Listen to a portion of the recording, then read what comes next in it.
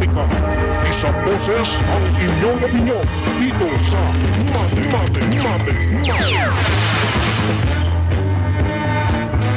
10 minuto makalipas ang ika-6 ng gabi. Matika, isang boses ang inyong opinyon dito sa Mate. Welcome po sa programang Mate. Ngayong araw ng Huwebes, ika-25 sa buwan ng Marso taong 2010. Matika, isang boses ang inyong opinyon dito sa Mate. At syempre ako pa rin po ang inyong lingkod, Sal Dilanon, na nag-iimbita po sa inyo na sana samahan nyo kami ng aking katuwang sa ating programa ngayong gabi sa loob lamang po ng isang oras, alas 6 hanggang alas 7. Dito lamang po sa himpilang DZRJ 810 kHz inyong mga talapihitan. Ito po ang Radyo Bandido. Matika, isang boses ang inyong opinyon dito sa Mate. At syempre sa lahat po na inaabot ng ating broadcast, magandang gabi po sa inyong lahat dito sa Pilipinas. At syempre sa ating mga suki na nakikinig ng kanilang internet sa Western Hemisphere, magandang umaga po sa inyo dyan. Matika, isang boses ang inyong opinyon dito sa Mate. Araw na naman po ng Huwebes, ito po ang ating segment na Exit Superhighway from Poverty. Isang segment na kung saan tinatalakay po natin ang mga dahilan kung bakit patuloy ang paghihirap dito sa bansa at syempre ang mga karapatang solusyon na suhesyon ng ating katuwang ngayong gabi, ang spokesperson po ng Americans for a Better Philippines. Walang iba kung hindi si Engineer Arthur B. Uy. Engineer, magandang gabi siya. Good evening, Zaldi and June. Thanks for having me. And of course, good evening, everybody. Yan, no?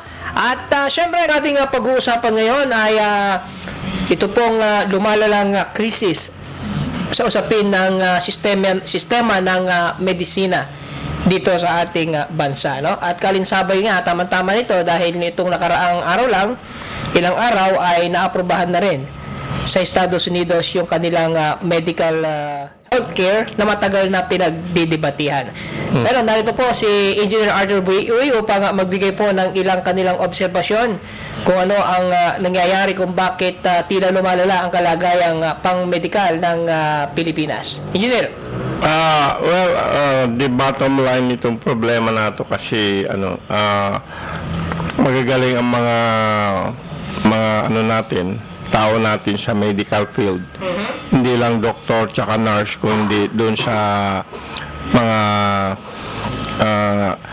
x-ray, ganun, mga technology sa technicians sa medical, no?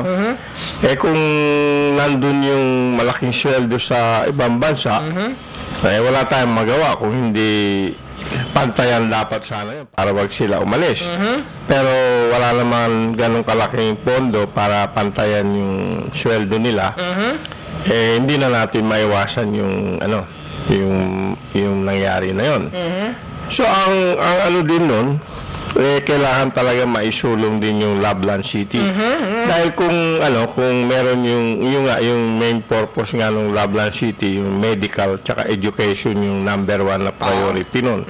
Susunod na rin yung yung tourism tsaka yung entertainment, no?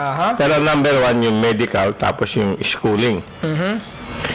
So, kung meron yun, ang mangyayari kasi, mag-i-invest ang maraming investor doon sa lahat ng field na yun, medical, educational, entertainment, tsaka retirement.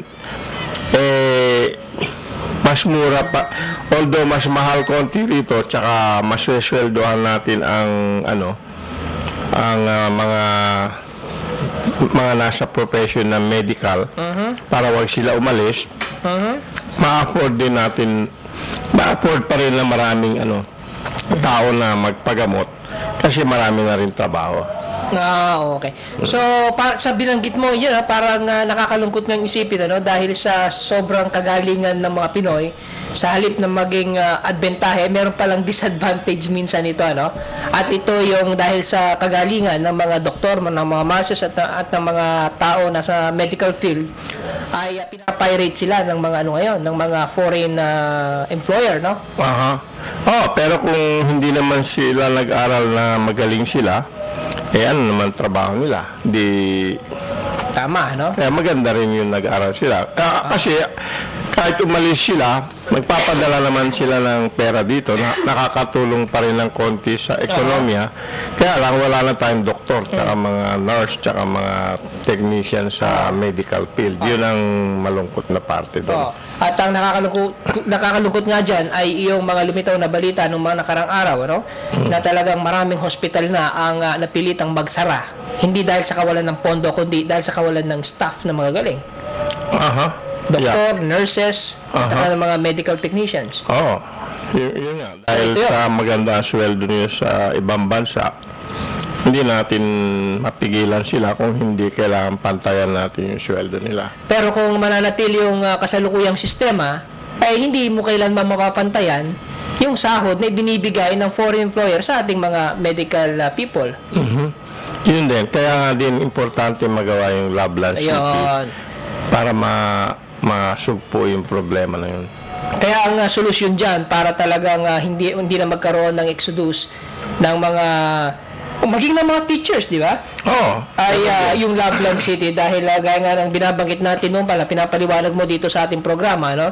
Na itong Loveland City ay pwedeng mag-generate ng napakaraming trabaho para sa mga Pinoy professionals.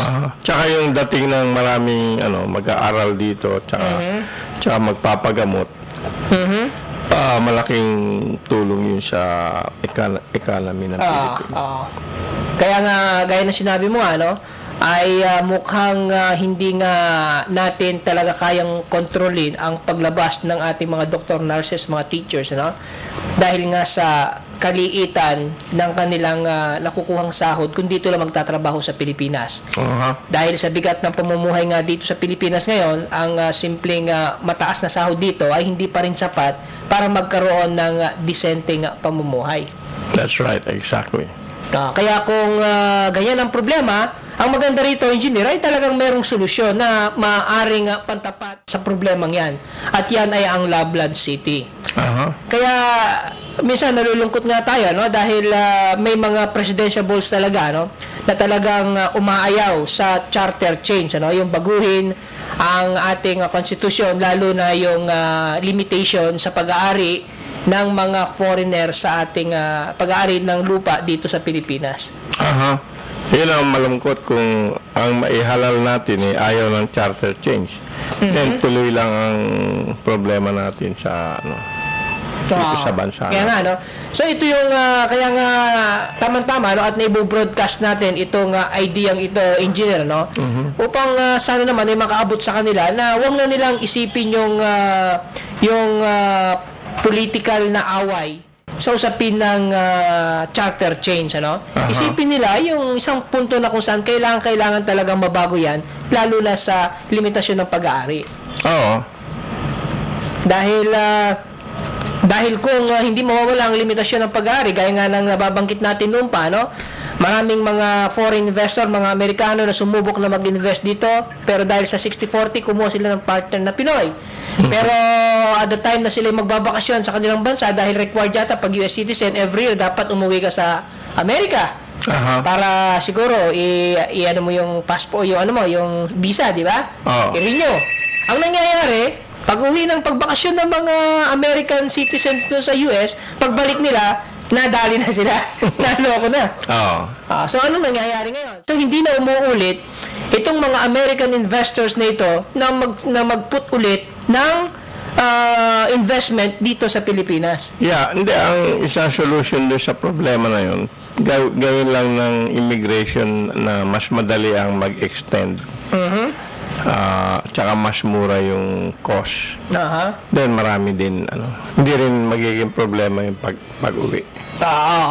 Pero dahil sa kasalukuyan, ito nga pag-uwi, Pero magkaganon man, dahil nakaranas na sila ng panggugulang, syempre, hindi na sila magtitiwala sa susunod. Unless na makita nila, pwede na pala ako mag-ari ng 100% negosyo sa Pilipinas, pwede na ako. Diba? At least nasa kanya lahat ng control. That's right. Okay.